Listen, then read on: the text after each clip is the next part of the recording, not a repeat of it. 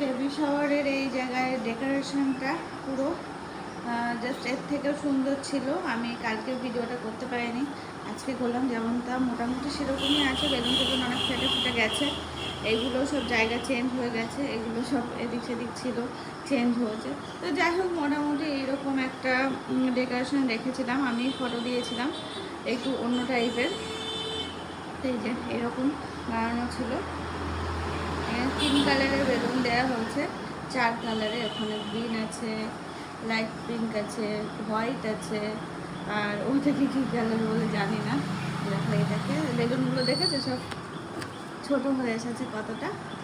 যাই হোক, কালকে তো সময় পাইনি, তো সেই জন্য আজকে তোমাদের সঙ্গে একটু শেয়ার করলাম। আর সোফাটা আমার পছন্দ হচ্ছে, একদম সিম্পলের মধ্যে এরকমই চেয়েছিলাম।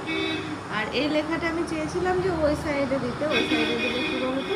নিয়ে ওর বললো যে না, ওই সাইডের থেকে এদিকটাতে বেশি ভালো লাগবে, তো এদিকে দিয়ে দিয়েছি। ঠিক আছে, বাবার মতো যেটা ভালো বুঝেছে সেটা দিয়েছে।